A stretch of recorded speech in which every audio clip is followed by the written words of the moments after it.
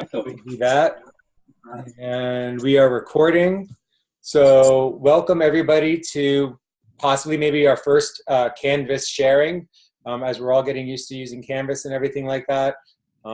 Just quick how this came around. I was just talking with a couple people sharing my experience, and they said, well, can you just share that with everybody? So here we are. I will go through a bunch of stuff that I've done and my experience, because I have been setting up my own Canvas walls, which I definitely recommend everybody do on their own. I really, I've learned the most from Canvas by doing it on my own, and also being able to purge documents, tighten things up a little bit, change things around. I know there's been a question like recently, it's like, this is a very complicated course and how it was set up, and they didn't even know over at FLIS like how they should bring it over, right? Because Canvas is a little different from BlackBoard. So if we do it ourselves, we're really, I think, giving ourselves a better experience.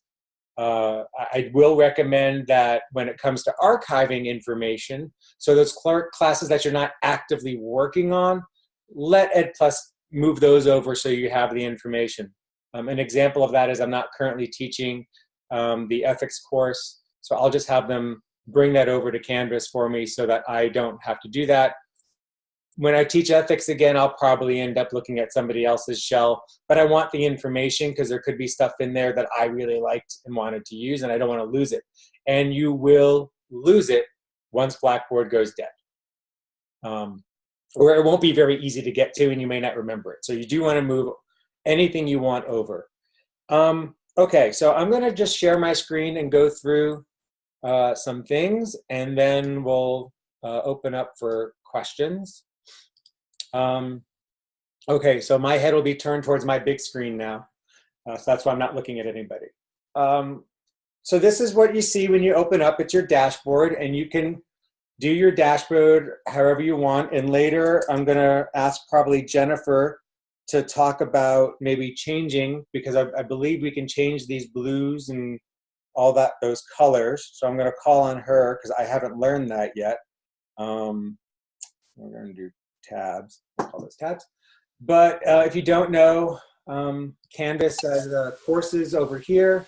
You click on all courses, and these are all the courses that I have in Canvas, and the starred ones are the ones that appear on your dashboard. So you can very easily add one and take one off whenever you want. So you click on the dashboard here, and it takes you back here. Really quickly, there's a calendar. So that has all the information on here, which you can see there isn't much because we're in December, and these are all the assignments and such that are due. They are color coordinated with the areas over here. I haven't done much with the calendars, but what I understand is it's very easy to drag and drop in terms of changing your assignment due dates and everything like that. So that's going to be a benefit for us in the future when we have to update. I also did get a link to go Canvas to Canvas and doing my courses over today. I got that from Brendan, and there's a piece there that says, do you want us to shift your dates for you? So I'm going to check out and see what that is. I asked them to shift my dates, so we'll see what happens there. And maybe, hopefully, I'll just have a couple of updates to do. We do have an inbox over here. One negative is it is an inbox that is for all of your courses. All right, so you'll see everything. However, you can actually go over here and say, okay, now that I have this other course, I just want to see my 355 course. It wasn't bad this time for me because I only had the one course in Canvas. So these are all the emails, or I call them actually Canvas mails instead of email, that I have from students going back and forth and from teams. It's just like email. I actually really like that this is here. I know some people don't, because then it's just someplace else to look, but you can set your notifications so you get an email for it, and you can easily, and I will show you really quickly what one of those looks like. So this is one from one of my students. Luckily it was a good one, and you can just view this message in conversations. You click that button, and boom, it'll take you to this area. So you don't have to worry like, am I missing it or not? The same thing for when there's notifications that students might put on in the gradebook. You can set that so that you get the notification of that so you don't have to go back and look at that. Brent, is this sort of like hallway conversations? This area here, no. This area is just like email, this particular place. I'll show you where I have like a hallway conversations type or a muddiest point discussion area when I get into the class. I think that was Paul. Thank you. Good question. So that's that. We have the Canvas Commons. I want to go into that for just a quick moment because you might have heard I sent out some things about, hey, you can use this, something that I've created. It's in the Commons. Go get it. And you can just download it. I know Isabel had some success, I guess, with posting the information from Study Abroad. Thank you for letting me know that that worked. But this is a place where you can share those types of things so that we're not recreating the wheel if it comes up.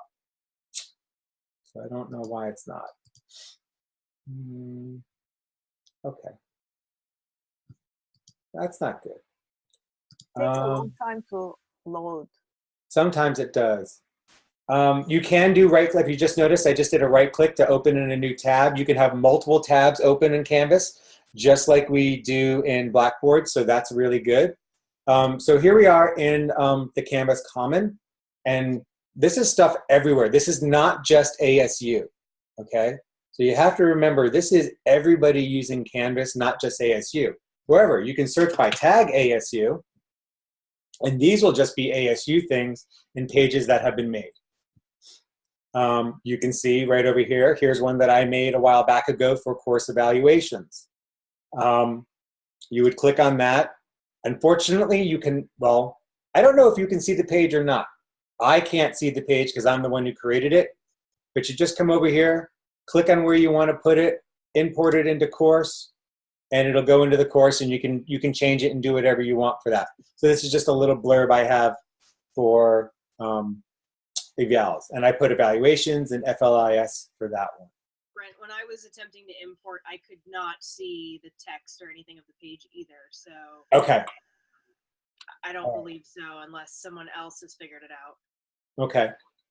Also, what just popped into the screen are, I clicked on shared in the Commons. These are all pages that I've created for some of them for myself. So like this happy holidays, sorry about that, this happy holidays one. I marked this as private actually. So you can mark things as private. That way you can put it from course to course very easily. So I don't know what course I'm gonna have. This is a holiday announcement. I can use that very easy and just slip it in there. It didn't take very long for me to make that. You just have your page and you put it shared to Commons, which we can go into a little bit later. And if I forget, please remind me. Okay, let's get into courses. So here we are back at our courses. I'm gonna go into my development shell right now for 355. That way we have no student questions or issues going on there.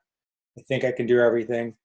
We'll start in the syllabus because I know there was a couple of, I know Carol had a question and we all have a question, I think, regarding the syllabus and all those wonderful emails we get saying, hey, you have to update this policy.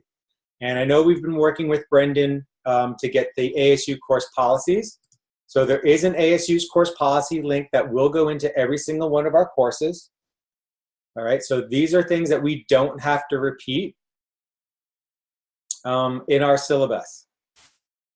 And I'm still working with him, and I let Kelly Heron know also that I'd be willing to work with her as well so that Cynthia Rose doesn't have to send out her information that she sends out like we just have, and we have to go in and update all of our syllabi. But Canvas has a syllabus, and it is kind of built in just like a regular Canvas page. So you put all your information here just like you normally would. There's a template for it. You can add pictures. You don't have to just follow the template 100%. But there's some really good things that are just automatically in here. The grading scheme, it's something that I have on my list for us to talk about in a little bit later on, hopefully, if we have time. So we can do that.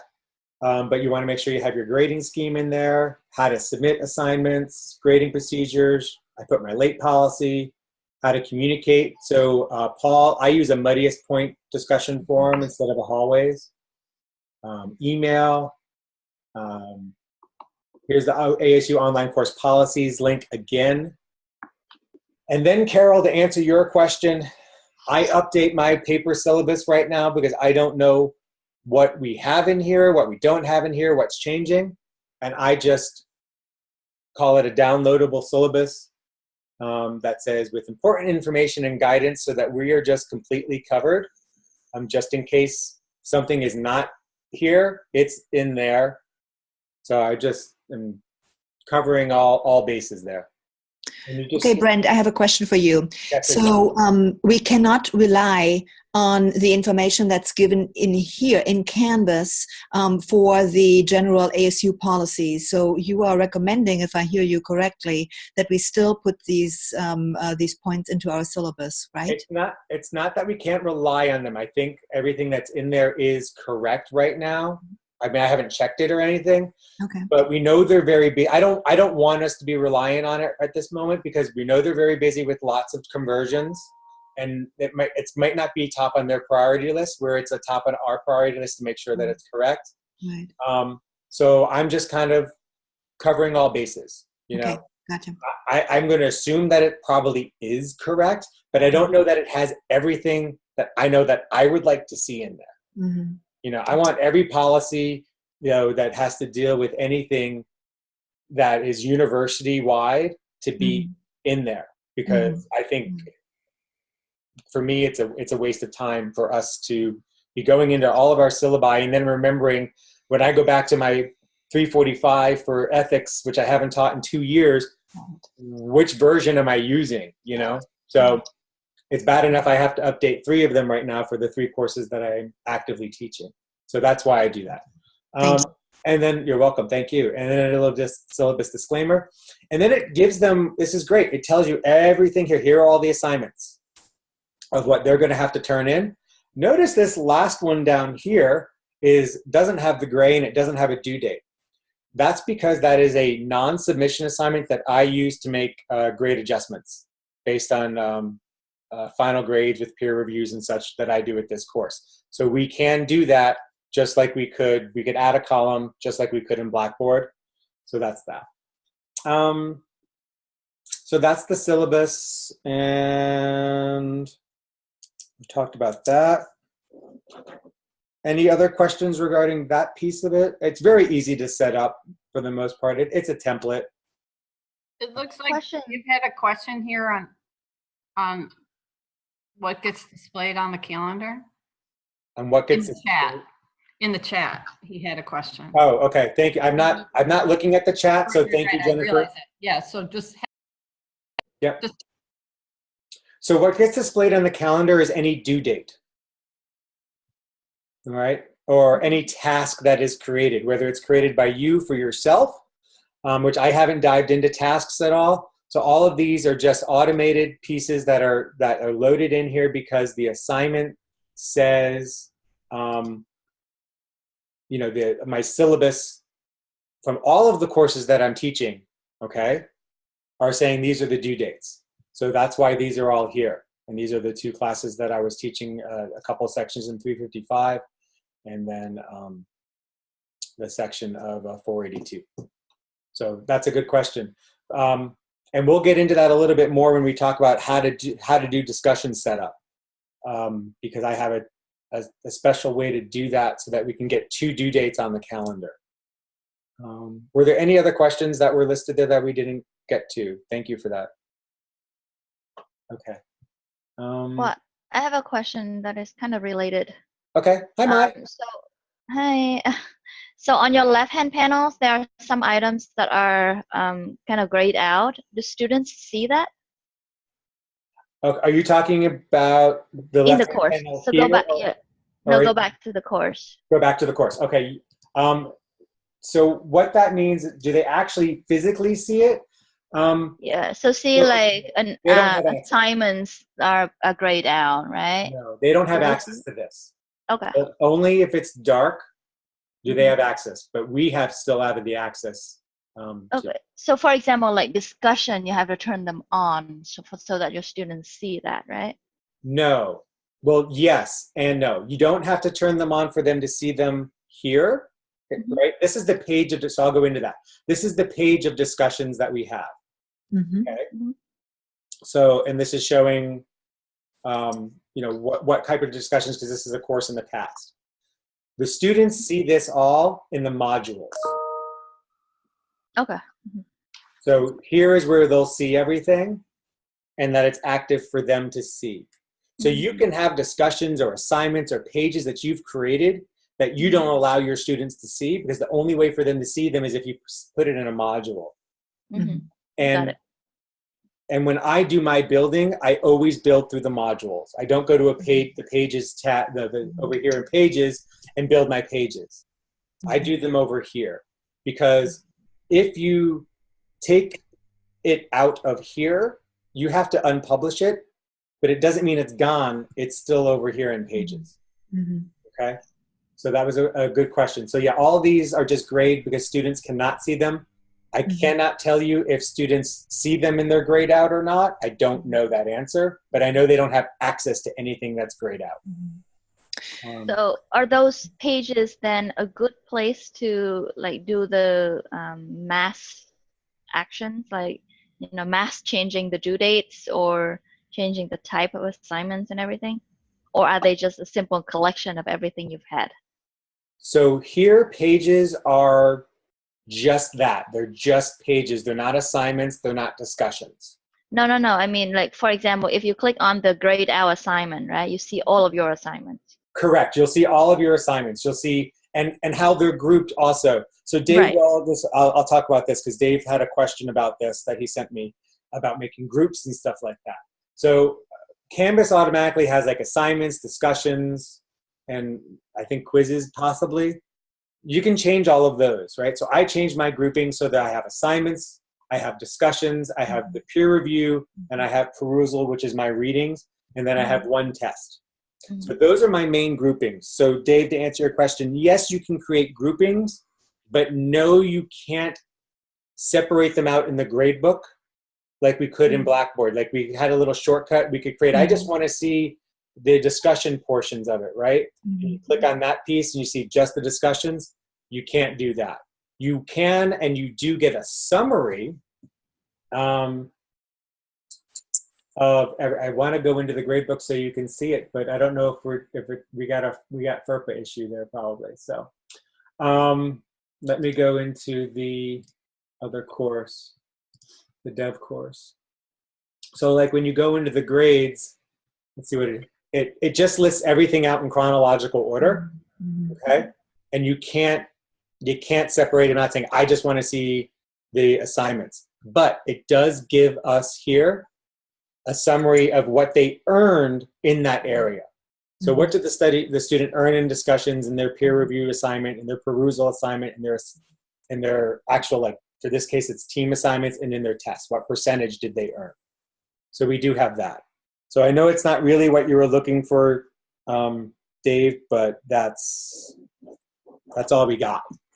And you can drop the lowest grade in one of these categories, or does it not have that capability? So you're saying if you wanted to say, okay, this student, you dropped the lowest grade out of like 5 assignments, you're really only going to grade the 4 best. Is that what you're saying? Yeah, I do that with, especially with my collection of exam class. So they might have like working quick activities, and I'll drop their lowest one. I do that in a number of areas. Students just I miss things. I don't know, because it's not something that I do, so I haven't run across it.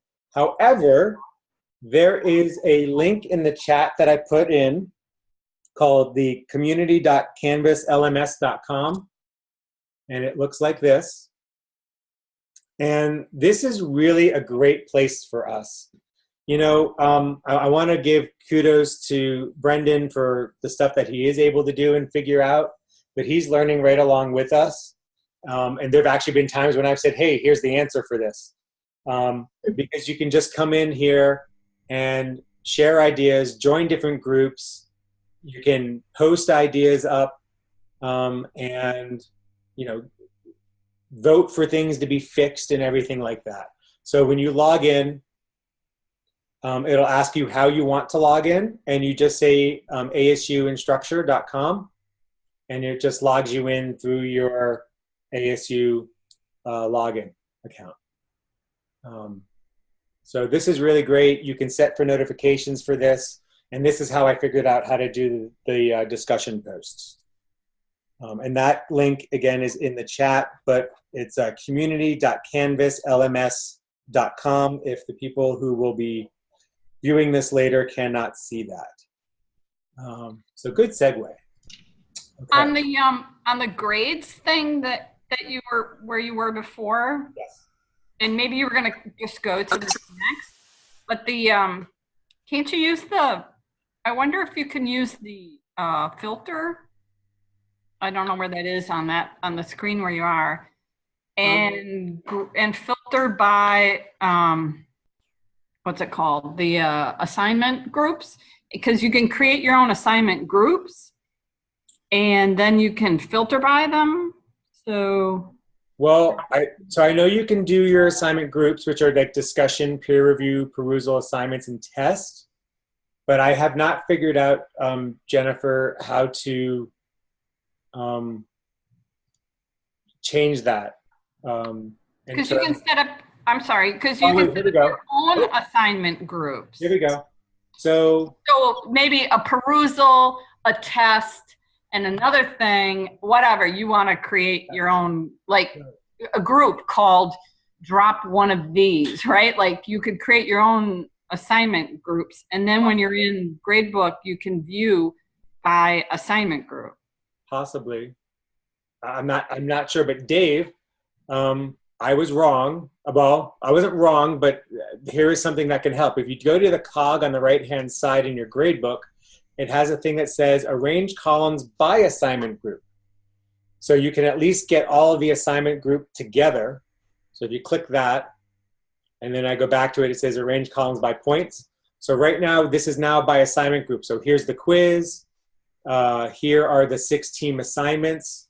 So it doesn't get rid of the rest of them, but at least, and this is something new. This is why we're sharing this together. So thank you for bringing up the drop-down box, Jennifer, in the filter.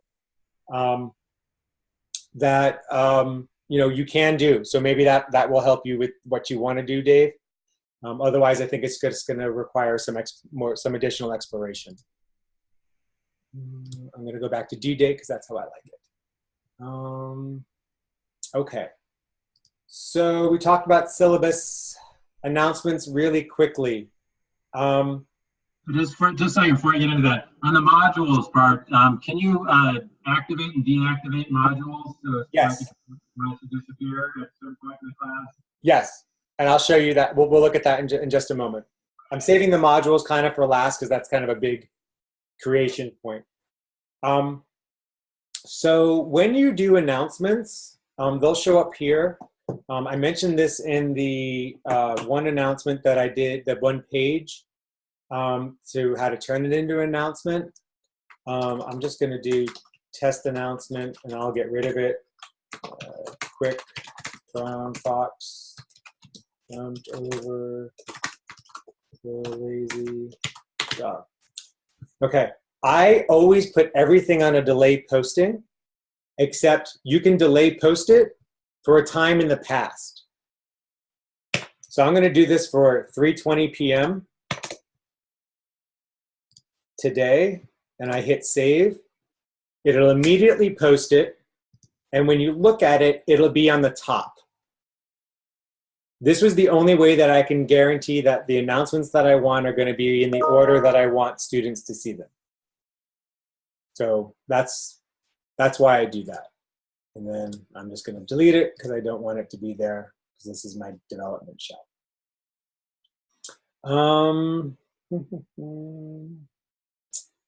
Canvas forums, we talked about that.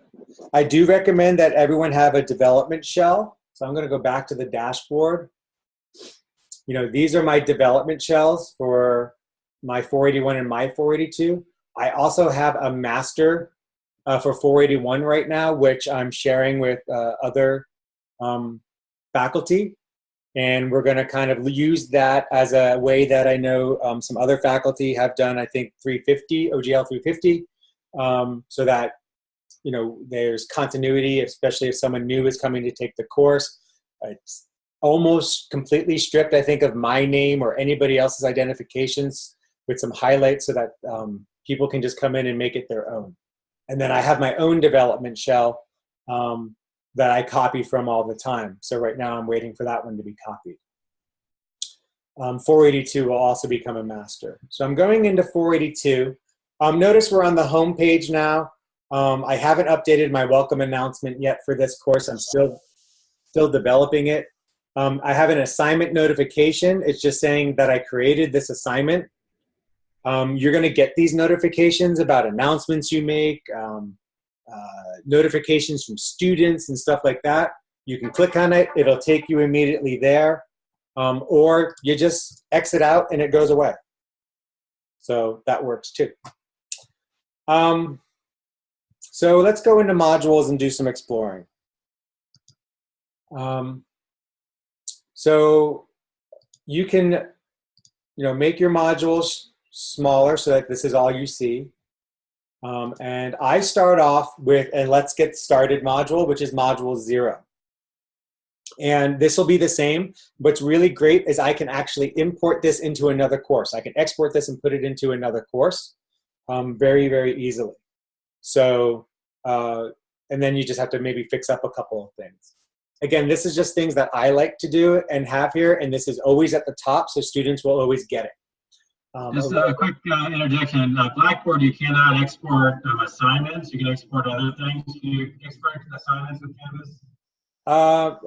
Export assignments in what way? I'm pretty sure if I have an assignment in BlackBoard, it won't copy over to another class, if I remember right.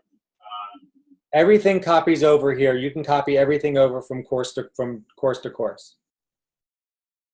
Yeah. Okay. So a lot of these things in Module 0 are what we had on the left-hand side in Blackboard. So textbook information, meet your professor, here are my virtual office hours. I always had an APA tools and template. Here are some expectations and success. A word on active reading for students. Paul, you asked about hallway conversations.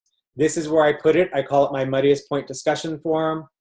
And I have it here. I subscribe to it, so I'll always be subscribed. If students write something in here, I'll be notified in my email that it's there, just like in Blackboard. So Paul, that's where I put that. And then there's just the quick module quiz. Students, I have set this up that students have to complete this entire Module 0 before the rest of my modules will show up for them. And what that means is they have to click on everything and complete this welcome quiz and get 100% on the welcome quiz that I've created. How do you do that? You can see here it says completed all welcome, all items. And if you say, I want to say edit, okay, it says requirements. Students must complete all of these requirements. They're all listed here. And it says view the item. So there's nothing else for people. I know it's hard to see, Dave. You know, Muddiest Point discussion, they have to at least click on the Muddiest Point discussion area. They have to at least click on the APA tools and template. Whether or not they read it or not, we can't make them do that. But if they've gotten into our course, then we can say, well, you know it's there because you had to click on it in order to get into the course. And then they have to get a score of 6 out of 6 on this very easy welcome quiz, syllabus quiz, whatever you want to call it, to open the course up. So that's how you set up the prerequisite. I don't have any other prerequisites anywhere else on the course. And you can move that up and down and everything like that. These are all everything within here is very easy and easy to move. All right. So now this is an introduction to careers and values. This is OGL 482. And I've picked to show you this right now because of the way that discussions are set up, or at least how I'm setting up discussions, so that we can have two things. One, 2 due dates on the calendar, and also have a way, what was the other reason? Oh, so we don't have to make updates, right? Because all the time, you know, within our discussions and everything like that, we have to go into each discussion, update the narrative with a due date and everything like that. I've eliminated all of that by doing it this way. So before we get to that, we have the overview that you'll create for each one. You will get some default module banners. You can very easily change them yourself. I won't go into that now. I just kind of take a snippet tool, copy it, find my little picture that I want, make it, turn it into a JPEG, and I upload it. You want help with that, contact me and we can go over it. But each overview is set up the same. We have a banner, we have a little blurb. Notice I just say all assignments are due by the date of time that I believe, which is 11:59 p.m. Arizona time, since our time changes. Module 1 expectations, it clearly says here, see calendar for due dates, because they're all in the calendar. And then here's the list, just like you might have done in your piece of what's going to be done. I have a lot of, hey, module 2, you want to get looking at this because it's a 200-point assignment. And here are the points that are associated with it. And then just the learning objectives for just this particular module, this first module. I click on next to get to the next page. It tells us about the readings. Pretty simple. You can update this however you want. They do have a standard readings and videos page that they have. I choose not to use it. It's up to you how you want to develop your own course. I make up my own. I like doing readings and videos separately. What is really great is you can embed all of your videos really easily into the course. It's very easily done. Hopefully we'll have some time and talk about files and file organization at some point. I'm just kind of skipping through, and this is what a student might actually do is snip through. Okay, here we are. This is the first original discussion post that the students are going to post. I set this up as a discussion type of assignment, all right? And I have my information here like you normally would. Add your graphics, make it look pretty, whatever you want to do. And then I have on the discussion board by 11:59 on the due date indicated in the syllabus and the Canvas calendar. So now we don't have to go in and update the narrative to say on December 5th or on January 15th or whatever it is. Paste your information. Then I say, come back to this discussion forum so they can come directly back to here, or use the reply assignment forum link. I'll show you what that is in a moment. Back to this forum to reply to at least 3 of your classmates by 11:35 on the due date indicated in the syllabus and the Canvas calendar. And then see grading rubric by clicking on the upper right-hand corner. The rest is just some other individual information. So you know, when it's a discussion, this 3 dots here is called the Snowman. So if you ever hear them and say, hey, go to your Snowman, this is the Snowman. And there's some choices here. You can mark all of them as red. You can delete it. You can go to your speed grader. You can show rubric. Because I've created my rubric already for this, it says show rubric. For discussions, this is where they have to go to see the rubric, so you do have to direct them to the Snowman in the upper right-hand corner. This is where you would also go if you wanted to share a page to the comments. So I'm going to show you my rubric. It's very tiny, but it's how they're going to be graded. Prompt 1, 2, 3, 4, writing craftsmanship, APA, and I do have the peer participation and peer post distribution, which are things that I do on it because I have students reply over multiple days, so that's the peer post distribution. Everything is here. They will only be graded on this assignment, okay? They do that, they do their original post. They click next or however they get to it. And then I have my 3 questions replies. And what this says is let's now respond to at least 3 of our classmates. Click here to reply to the original discussion board. They cannot reply here. There is nothing the students can do here except for see this as an assignment. It's very important you set this up as an assignment and worth nothing. It's worth 0 points. All the points are earned on the original discussion post. I do post an FYI discussion for peer participation. So I create that rubric. Notice in an assignment, the rubric shows up underneath the assignment information. So that's different. You don't need to do the snowman here. It just shows up underneath. This is just for the participation, just so they have it, and that's why it's listed as FYI.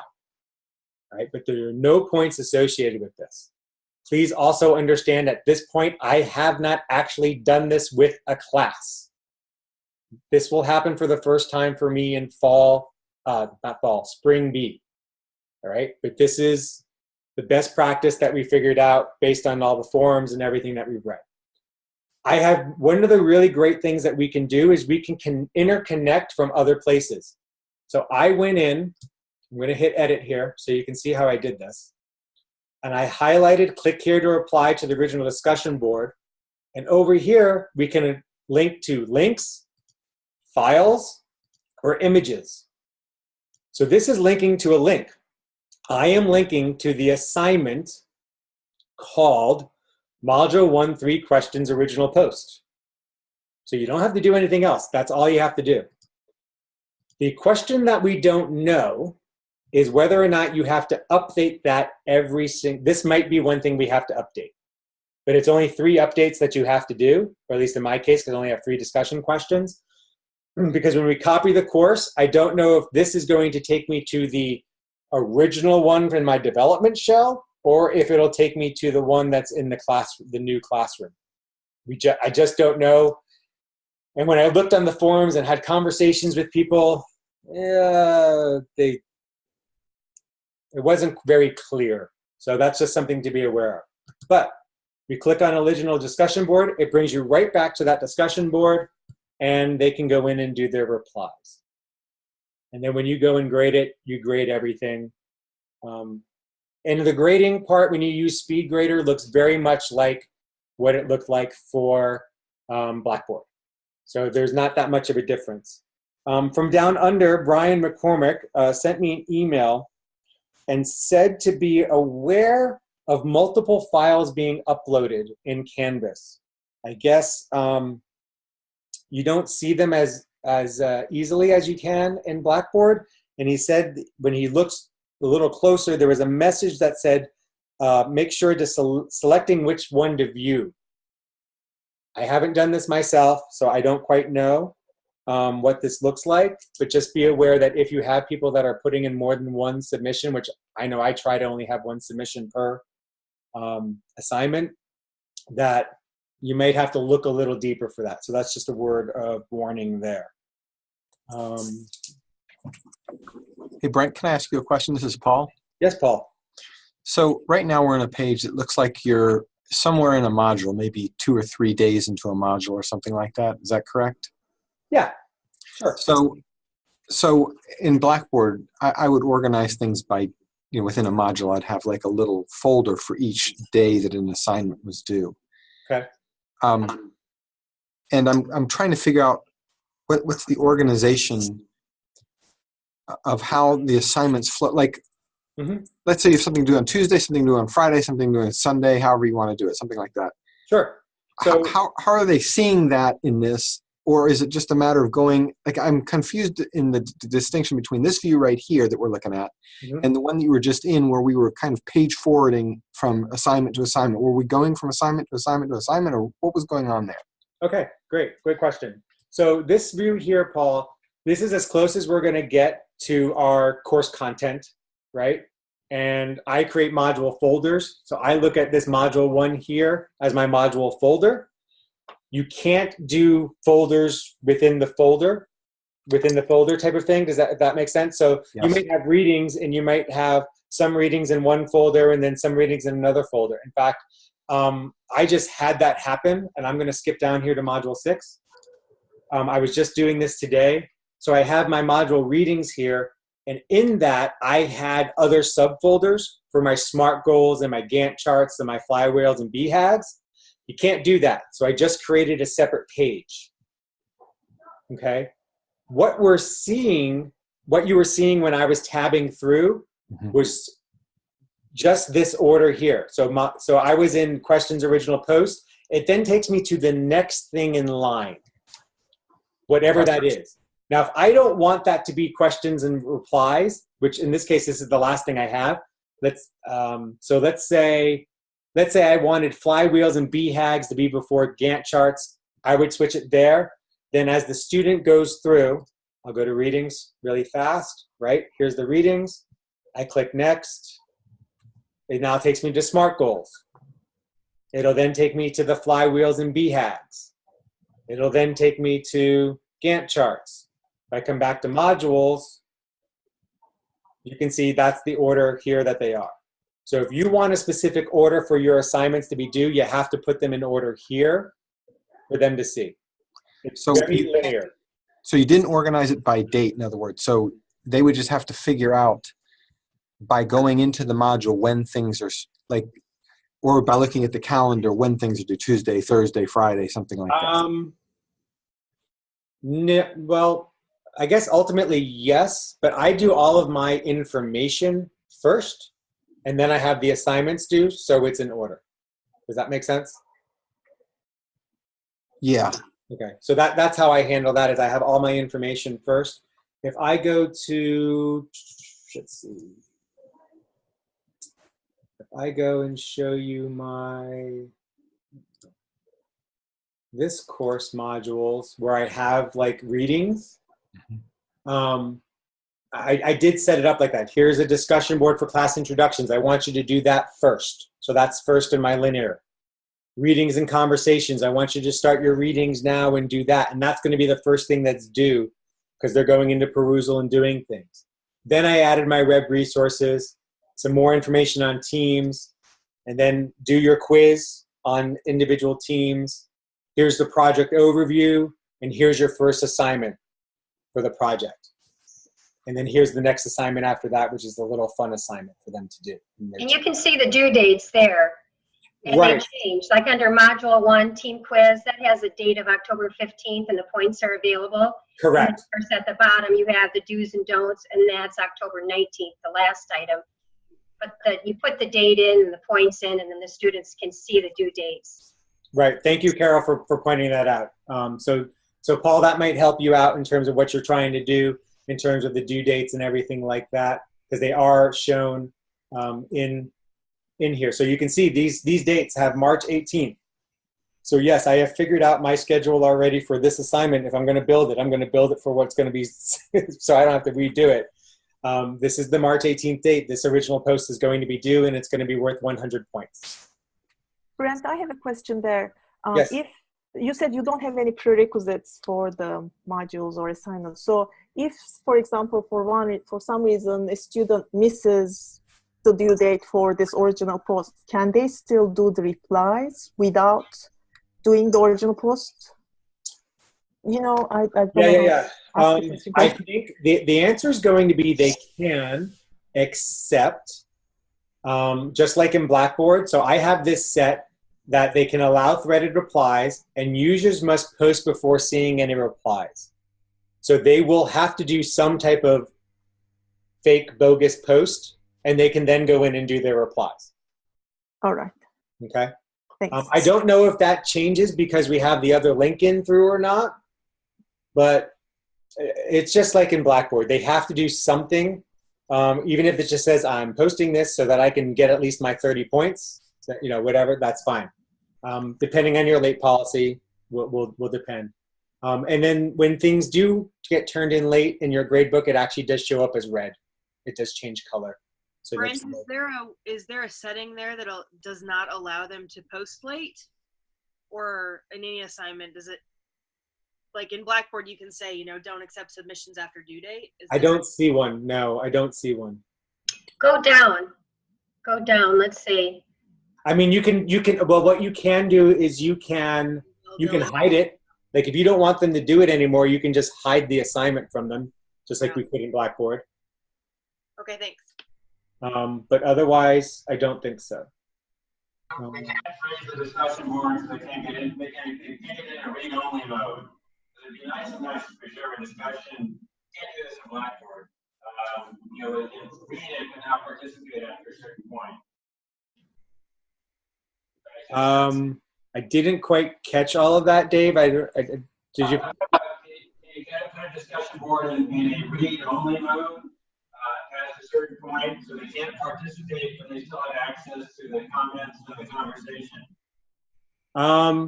I don't see that either. I don't see something like that. I mean, it's read-only, and you know if they turn it in, you're not going to grade it. You know, you can make that adjustment. So, and that's a good reason why you have the two different due dates in there. And again, this all is about how you want to set things up, you know, yourself as well. This is just my example. If you have questions regarding setting up discussions like this, I know it might sound confusing. The two things to remember: one, you're going to set up the discussion as a discussionist type of assignment, the first original post like that. And the second one you set, and that's where all your points are, and that's where you'll do your grading. And the second one is set up as an assignment with no submission and worth no points. And you just put the links in there and the due date so they know where to go. And we'll see how it works. Other people out there that have been using Canvas say that it works. So hopefully it'll work for us as well. You know, on that, this is Carol Williams. I know I have had students miss an assignment, and they've, you know, emailed me before following the rules in the syllabus. And then as you were in that discussion group, when you drop down, you can add their name in, and you can give them a due date. And, you know, they will be allowed to enter it late. Like when it goes down at the bottom and it says assigned to. Okay. Right now it's available for everyone, but let's say they missed that March 18th deadline.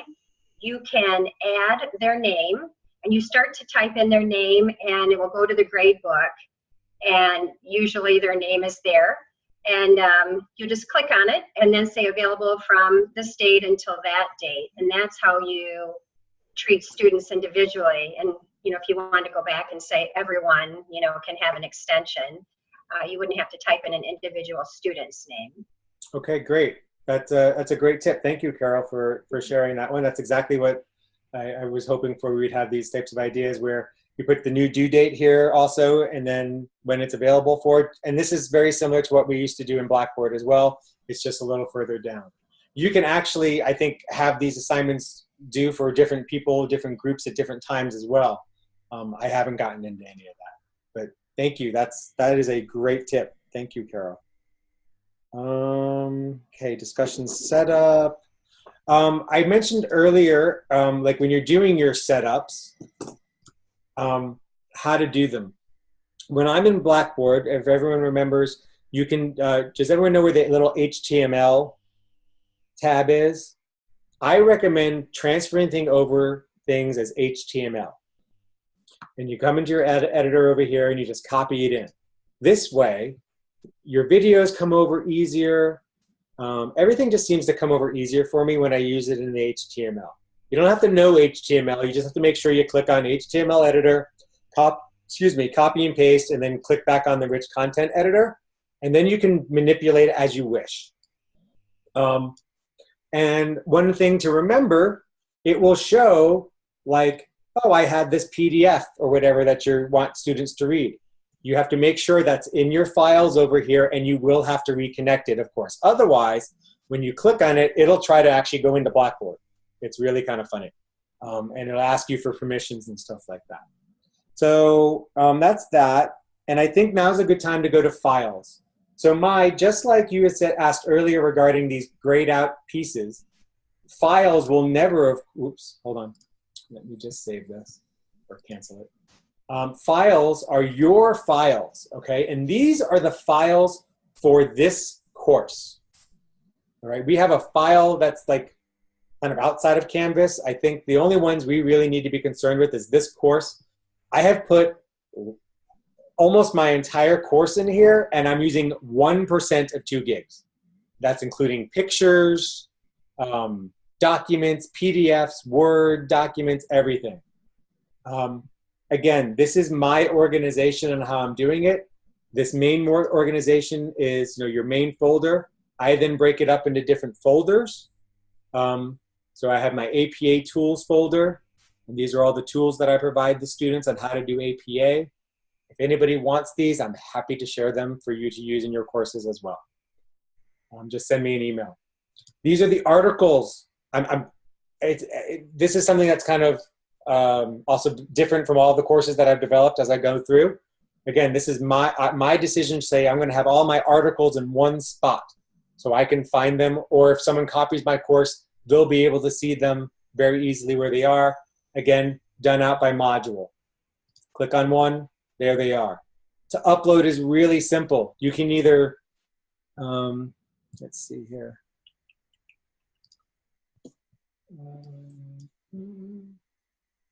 I don't really want to do anything, but we'll just kind of go over here. Yes, I'm very anal about how I set things up. You can just go here to however your finder is or whatever, drag it up and drop it. You can do that, or you can click on upload, click on it and click open, and it'll go into that folder. Just make sure you're clicked on the folder that you want. This would include MP4 videos too, if you wanted to have videos that weren't on YouTube or something? I would assume so, yes. But I recommend if you have videos, you create a YouTube channel, make it a private channel so that no one can see it unless they have the link, and just leave it up there. I think it'll be better overall. That's my recommendation. But as far as I know, Dave, yes, I would assume you could upload videos here as well. All right, thank you. I just don't know because I haven't done it. And they don't actually have, when you go to add things, they have files, images, and links. So I'm not sure where that would show up. So it would have to be something to play with a little bit. So I have 3 core assignments in this class, and here's everything that I need for core assignment 1. I put my course banners in one spot, so I don't have to go looking for those. I have my module announcements, and here are all the pictures for those. Let's say I'm doing something. So this time I was doing information regarding like China and getting people to come. So I uploaded a picture that's just going to be for this session. So I have just a session 1, just so that it's a session only picture. It doesn't mean it's going to go someplace else. So that's just my organization of how I do files. And yeah, let's see. That's really well done. I have to say, puts me to shame. I wish I were that well organized. I have a question about those files. In Blackboard, it seemed like whenever you uploaded a file within one of the modules, it would automatically put a copy into some type of background folder, if I remember correctly, right? So we don't have that here, right? So this would have to be manually set up. Is that correct? Right. You need to upload the file here first. Right. Oh, I see. You can put it onto a page or an assignment. Gotcha. And hopefully this will cut down on the multiple versions of files and such that we have, or at least I know that are in like some of my Blackboard courses. Oh, I'm just going to upload this one again. Oh, I'll just upload this one again, right? This, I'm hoping, will cut that down because we'll have the same like name or something like that for it. So it'll just override it. So hopefully that'll do that. So that's that. I want to touch on Teams. I don't know, if anyone else does Teams. I know I do Teams. When you set up Teams, you go to People. You're going to set up a group set. And it's very hard to do that. All of your folks will be listed here. You call the group set something. And just like in Blackboard, you can say split the students up, or I'll create them manually. Either way, it works. I've heard a rumor. Erica mentioned yesterday that splitting the students up automatically hasn't been happening. So it just might be something to be aware of. However, unlike Blackboard, it is a drag and drop process to get people into teams, so it's very easy. Everyone sets up teams differently. I know Mai has a really special way of doing it where she has students like pick a couple of people.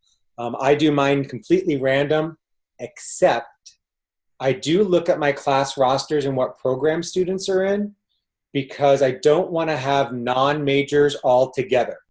Because these are OGL courses, the 355 courses and OGL course, I want to make sure those non-majors are supported with people that are majors, you know, that are understanding organizational leadership a little deeper possibly than they do, because they're not in the major, they're taking the course because they're interested in it or not. So I do try to only have one person if possible within that team, or maybe two, depending on how many teams I have and such, how many students I have. It's just something that I do and I wanted to bring up. Now let's talk about setting up team grading. This is fun.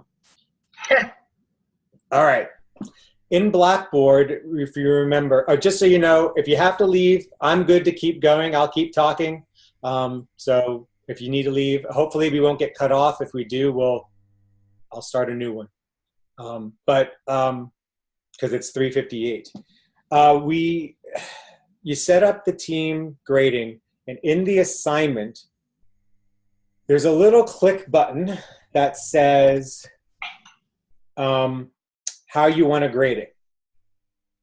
And do you want to grade it as a team? Where is it? Oh, I can't show you here because it's not set up as a group assignment. I have to show you here. Okay, so you set up your team, you grade, and you have the option of how you want to set that up. You can grade everybody individually. So like in a 401 class, you might be doing everybody individually, or you can do it as the team project. So I mark it as a group assignment, and I say group set, and I do not check the box that says assign grades to each student individually yet. And there's a note here that says students have already submitted, so you can't change the settings. Wrong. You can change the settings.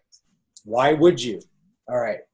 So you have a team assignment. You've graded all of your assignments. You get notification from the team because I allowed the teams to come up with a charter. So if someone's not participating, they can say, well, this person didn't show up to our team meeting. They don't get 5 points. So they get 5 fewer points than the assignment is worth.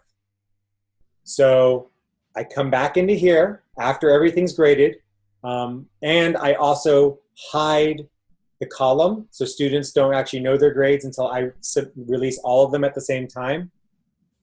And then I would click assign grades to each student individually. Then you can go back and change one student's grade. If you don't do that and you change the grade for one student, it will change it for the entire team. Nice face, Carol. You're absolutely right. Oh, sorry. That is exactly how I felt when I was like, wait, why did it change this? And I was so glad that I had the column hidden, right? So I just played around with it. So you can do that, and then you can put a note in there saying the reason your grade has been adjusted 5 points because of lack of participation, or you didn't do anything for the assignment because the student didn't show up in the first week of class, and you can give them a 0. So that's the way you can do it. So don't be afraid of this little orange box here that says students have already submitted, you can't change it. You absolutely can. I researched this. I've done it. It's okay. Do not go back and change it again. Just leave it as a sign like this, and you move on with your course. When you copy your next development shell for your new course, it's already done to be grading for teams. Brent, how do you hide grade columns? Okay, good question. It's very, very simple. We'll go into grades. And there's a drop-down box here. And you can go to details, the speed grader. You can message students here who haven't submitted. So that's a really easy way to do that. You can also set a default grade. I'll come back to that in just 1 second. I haven't done anything with curving grades, but right here, Turkin, is the mute assignment grade. Okay. And Great. then when you come back to this drop-down, it says unmute assignment. And then you get an email saying that you've unmuted the assignment, and so do all the students, so they all go rushing to get their grades, and then they start sending you emails complaining. Set default grade. That's a fun one, actually. This is one that Jessica actually was using a lot. So this is a 200-point assignment, but I have a 10-point assignment that's most students earn the 10 points. So I can just come in here and I don't need to really make a comment about it. 10 points, boom. And everyone gets the same grade. It's done. You don't have to click on each one individually. Let's say for some reason you went through and you graded a couple beforehand and they didn't all get 10 points. Well, you can decide if you don't click override already entered grades, then those grades will stay. So if someone got an 8 and you graded them an 8, but everyone else gets a 10, you can keep that 8. If you want to override that 8 with a 10 and just give them the points, then you can override that. So Brent, this is how we could do like kind of pass, fail, submit, didn't submit. If it didn't submit, you could go in and put zeros and then change the default grade to, like, in this case, 200, and the ones who didn't submit it would still have a 0, yes? Correct. So if you go in and you mark the ones as 0 ahead of time, yeah, and then want to assign the 10 points for, as if they just did it, then you would come in the default grade, correct. And I know I'm pretty sure Jessica's been doing that in her courses.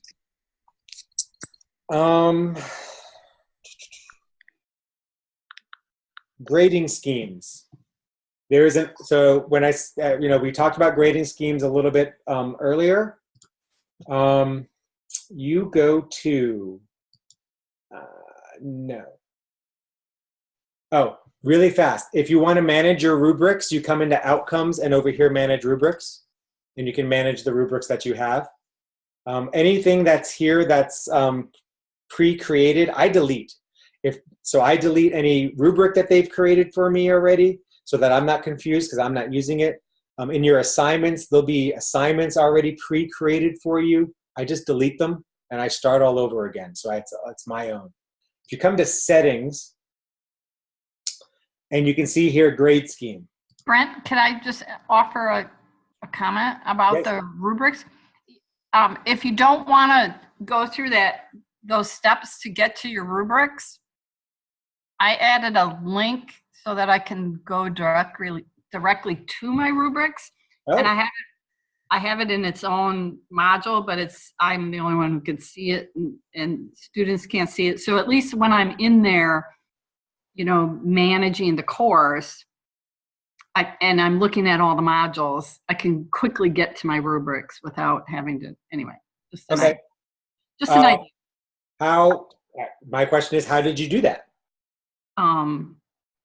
Well, I'll if anybody's interested, I don't want to hold you up, but I can. No, this is the sharing. This is what it's for. Unless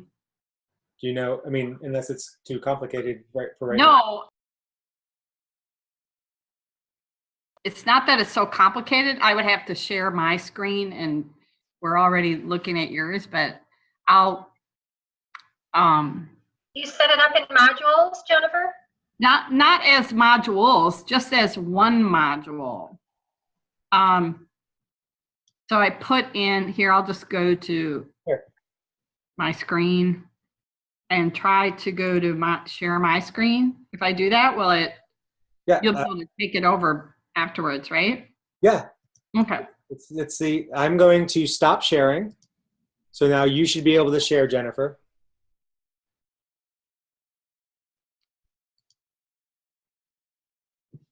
Share. Okay, so they have this. This is it. This is what it looks like to me. Manage the rubrics. And I put all that text in there for myself so I remember what it is. But then I can just click on that and there it is. That link takes me, there's all my rubrics. Okay. How did you create that link though? That's a great question. I'll share that afterwards, but. Is it maybe a course link where when you're developing the page, you can like, you know, on the side where you can link to a whole bunch of stuff in the course? Is it available there? I'm checking that out right now, actually. My assumption. This was, yeah, I just kind of stumbled on this and I was like, I kept getting lost when I tried to find my rubric. So I was like, I'm just gonna drop it right where I can't miss it. Well, let's just go into it. If we just tell it to reveal what it is, if we go on, I got to move everybody. If we go on edit, and make it show the HTML, where's? Upper right hand, yep, right there. Okay, so that's what it is. Yeah, but how did it? So this link is, so it would just be this number that would be different for whoever you are, whatever that 4-digit number is for your course. That's the only part that would be different for anybody who wanted to use this link. Because it's a relative link. Am I saying that? Am I making myself clear here? I'll just copy this and I will go back, I'll stop sharing and I'll go over here and I'll just paste it for everybody. There it is. So just that 6042, don't put that in there, otherwise you'll go to my rubrics, but, or actually the link will probably break because you don't have access to my course, but that's the only part that should have to be, right? So then it will show that for whatever course you're in, it will display your rubrics. Let's see. I'm just playing with it a little bit here to see. So, okay, while you're doing that, I will show I'll go back to sharing, if you don't mind, and I'll do the, I'll show, so Brent was talking earlier about using images instead of just the color in there. Oh, yes.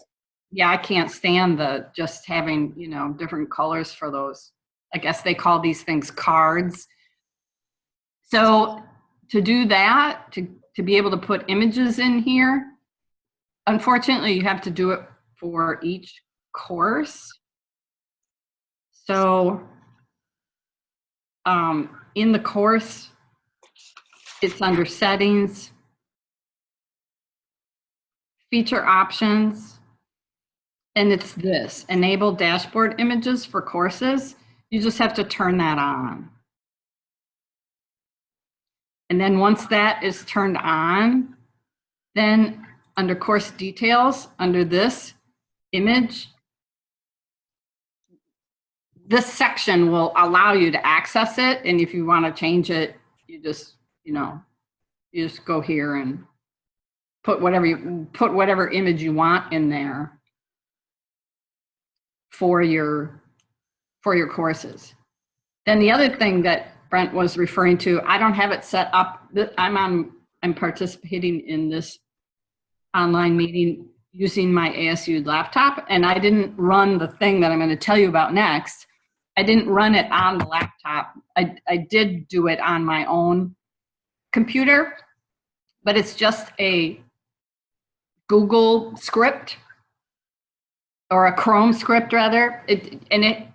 You would have to go get the appropriate script for whichever browser you use. So I just ran the one for Chrome because I use Chrome. And then once you run that, what it allows you to do is grab these cards, like instead of clicking on it like I just did, and then it goes into it, you can grab these and hold on to them and drag them around and rearrange them.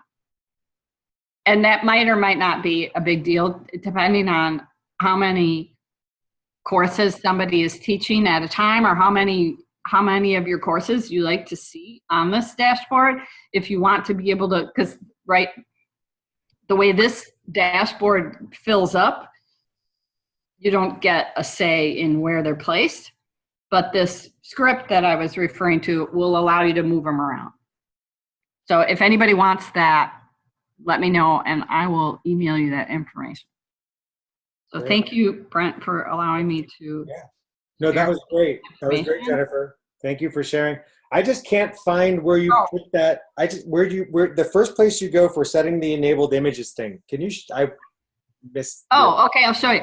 But there's one more piece to it, because if you don't turn off this, then you get the color overlay. I'll show you what that looks like. See, it's putting a color block over the top of the images, and it looks kind of faded or whatever you want to call it. So this is where you turn that off, and that is for the entire dashboard.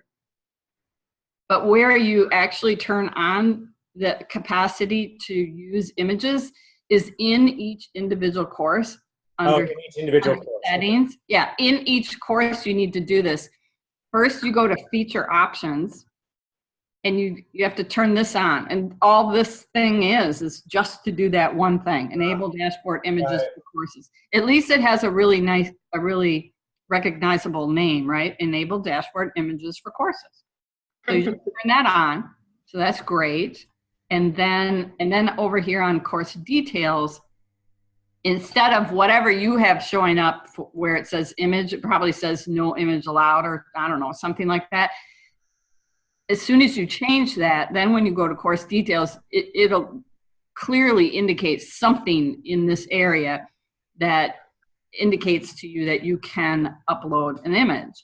And then once you upload an image, you can change it however you want by clicking on the little snowman button. You can just choose a different image. Okay, that's interesting because mine is not doing that. After you turn on your feature options. Yep, I enabled dashboard image for course. You might have to refresh. Maybe. All right. You might have to do a refresh. Brent, I had the same problem. I think on the dashboard you have to go and do the color. Oh. Yep, refresh. Yep, you just have to refresh your settings and then it shows up. Okay, cool, awesome. Thank you, Jennifer. That's really great. And to your point about having a very crowded dashboard, remember we can take off we don't have to have everything on our dashboard. We can have just the courses that we want, and that's by creating them as favorites. Exactly. So hey, that's Brent, this is Carol Williams, and I see that people are leaving, but I just wanted to just send a word of caution. I posted my grades last night for my students, and in the grade book, if you leave a hyphen in an activity that has points associated with it, and in your mind it's a 0 because they didn't put anything in, what it does is it removes those points from the total points available. So if you have, 1,000 points in your class and a student doesn't do 2 50-point activities, that's 100 points that they've lost, but you did not put a 0 in those activities. So now the student is working off of 900 points. Their percentages in the course are much higher, and they think they're going to get a much better grade. So this all came to light last night. I'm like, oh my goodness. I had my calculator out. I'm like, no, that's what the student had. So when I called the help desk, they said, yes, make sure you populate every activity in your grade book with points or a 0. And should you not, what he did last night for me, he just went into settings real quick and he said, let's go ahead and grab this item over on the right. He was in the cog, where the settings are, and he says, just move it to consider it a 0, where there are no points at the moment. And we did that, and I refreshed, and so all my grades were back to the 1,000 points. It's a hidden 0. The hyphen is still in there, but all of a sudden, they can see that they're not working off of 900 points. They have missed 100 points. So just a word of caution. If you're waiting for somebody to turn something in and they don't, you need to go back and populate that with a 0.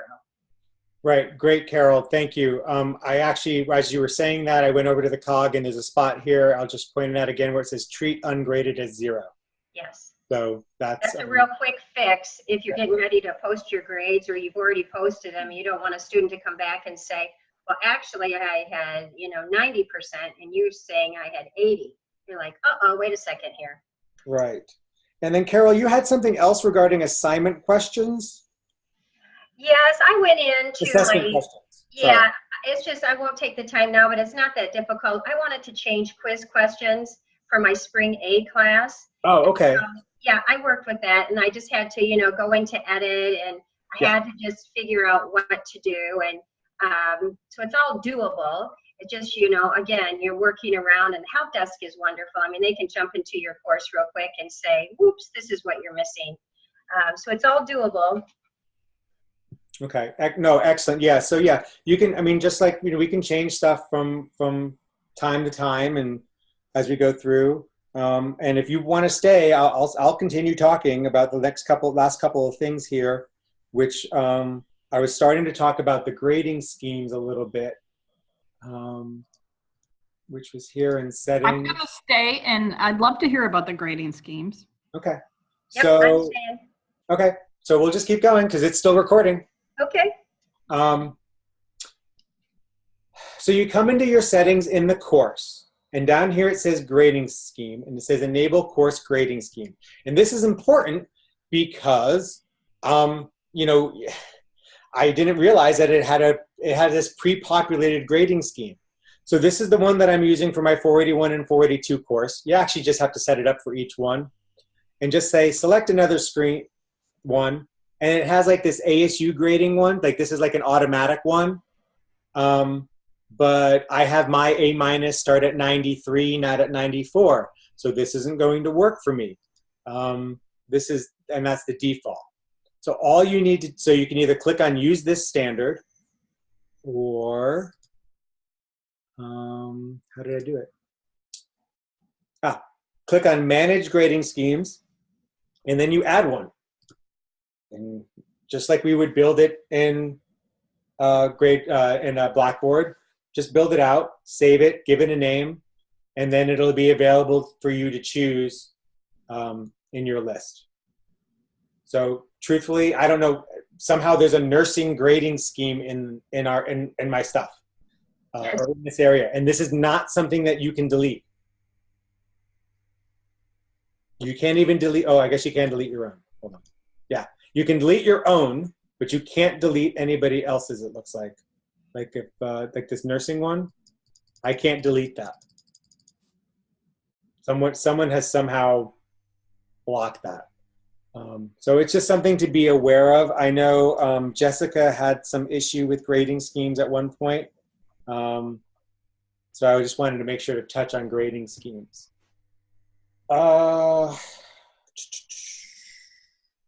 We did the tabs, did the rubrics. That's the list that I have. Is there, I don't know.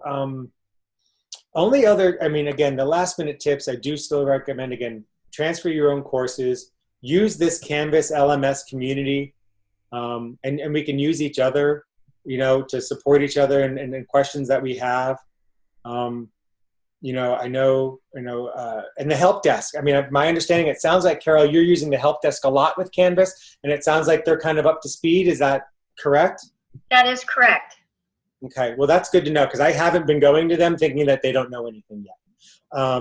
My questions haven't been difficult at all. It's just that, I couldn't get around it, and there it was, and it was obvious, but, like you say, they call it the Snowman, or how to get back home, or the 3 horizontal lines on the top left. It seems really easy once you find it, but you're like, I'm looking. So no, Right. They've been very helpful.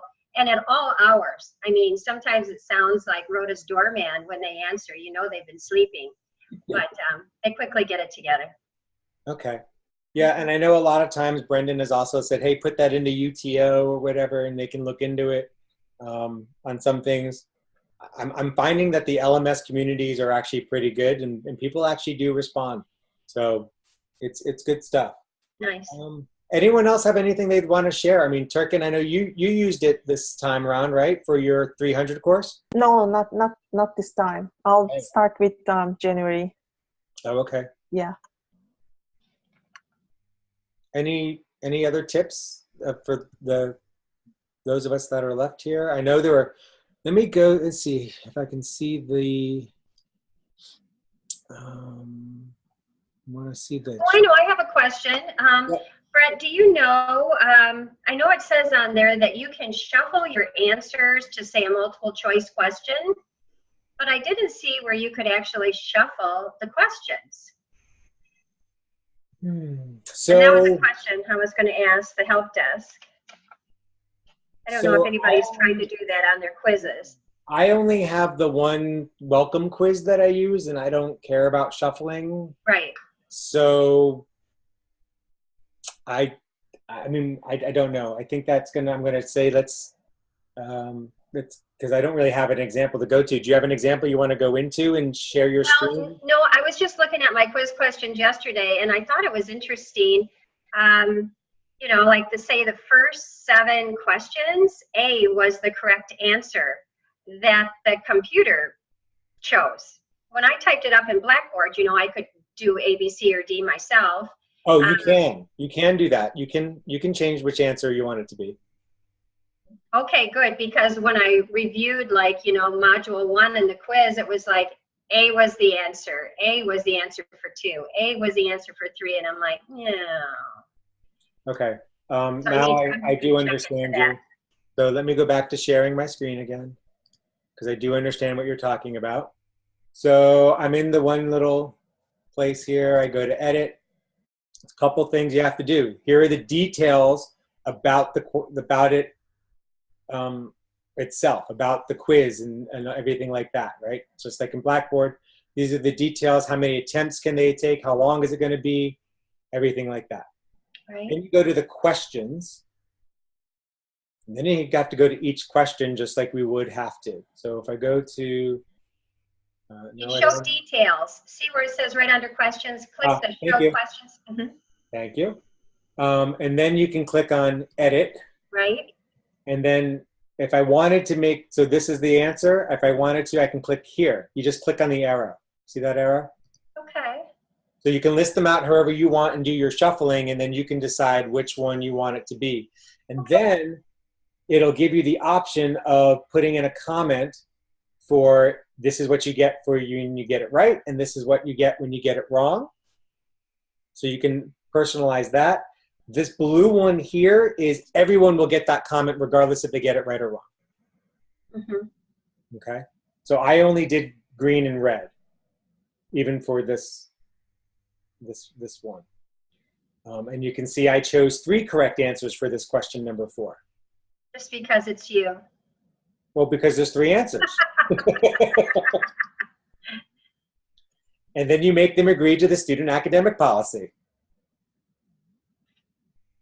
And they have to say agree, otherwise they can't move forward, right? And I'm like, I'm sorry you disagree with the plagiarism and APA requirements for this course. Please let me know what questions you have about this policy before we're taking the welcome quiz. And then see down at the bottom, everybody, if you want to add a question, it says plus new question. You can do that. And of course, it's the old typical, yes, you're going to save it. You know, that's the other thing when we talk about grades, jumping back to grades. I was in Speed Grader grading, you know, all of the papers, typing in all of my comments, and I would hit submit, and it would say at the top, your comment has been submitted. And then I would progress and go to the next student. And I wanted to jump back to the grade book, make sure that the grade was populated, and it was not. And I'd gone through about 13 papers, and I was like, oh no. But I always work off of a spreadsheet. So I had all my notes, but I had to refresh my screen in order for the grades to populate. And that surprised me. I thought if I put the number in the box in the Speed Grader and I put my comments in and I hit submit, that it would immediately be populated in the grade book. No, and that's a really good thing to bring up. It is a 2-step process. when you're putting in your comment and then because I experienced that as well, and hit submit, it doesn't hold the grade. So if you're using a rubric and you click through all your rubric and stuff like that, you have to click save. And that is just saving the grade. Then when you put in your comment, it's just submitting the comment. So that's a really good point to bring up here at the end regarding that. Also, everyone should realize that you can import and export very easily. It's not very difficult. Except you want to make sure you have the right columns. So I'm going to actually download this. So if you're going to upload something, download your current file. And then, let's see here. It opens up as a CSV. And you would think if I have student ID, SIS, that's all you need, right? No. With Canvas, you need to have everything up until the section. So these first 5 columns all have to be present for you to import. Everything else you can delete as needed. You can see there's, module 2, module 6, module 1, module 1, right? If I'm only going to be uploading grades for module 2, I can delete everything else. But you need to have these first 5 columns here. Otherwise, it will not recognize, because Canvas, because it is, open platform, really, right? Not an open in terms of anyone can get into it, but because it is a platform that's out on the internet, you have to have that section for it to find where to go properly. Even though when you do import, you're importing here. Also note that when you do your import, it might take a couple of minutes and you might have to refresh and hit grades in order for all of them to pop up. It will not populate notes. It'll just upload the grade. And the purpose for your importing, are you saying for the final grade for the students? No, I am importing because I use Perusal. Okay. And Perusal grades it on the outside, and we haven't had the connection made yet between Perusal and Canvas. We haven't gotten that approval from UTO. So I download the grades in Perusal, and then I put it in that spreadsheet that I download, and then I upload it so that the grades are automatically there so I don't have to put them in. Then I go through on the students that aren't doing so well and make a comment. Actually, the first time through the first module, I put in a comment saying, hey, you're doing a great job, so that they know that I'm looking, as well as for the ones that need some help and say, hey, don't forget you need to do this. If you have any questions, let me know. So, yeah. And then when we go to post our grades, we just go to the typical, go back to my ASU and go to your grade roster and import your grades, just like we did before. So I was thinking that that might change, but it did not. No, it doesn't look like that's changed. I think that's exactly the same. And I hand put mine in. I don't know if there's another way to do it, but that's just the way I do it. No, I put them in individually. Jessica says, I'm at ASU and can't talk because I don't think there's a speaker, but I might be able to help with a bunch of this, especially groups. I came in the middle. So if, I guess if there's more questions, because I know Jessica probably did some groups when it came to the discussion board, so that if you have 300 people in your class, she has only 20 people. She's a really good person to go for that.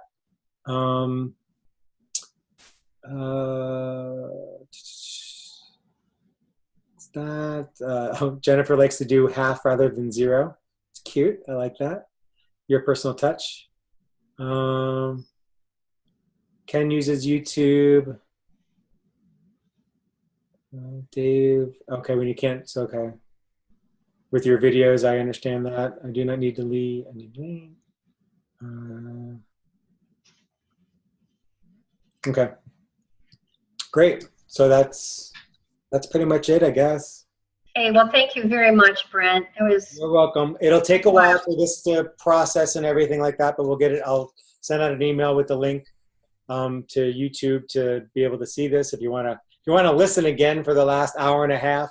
But I appreciate everyone and their ideas because it's very helpful, and maybe we'll do something like this again in January or something like that and just have it more of a chat.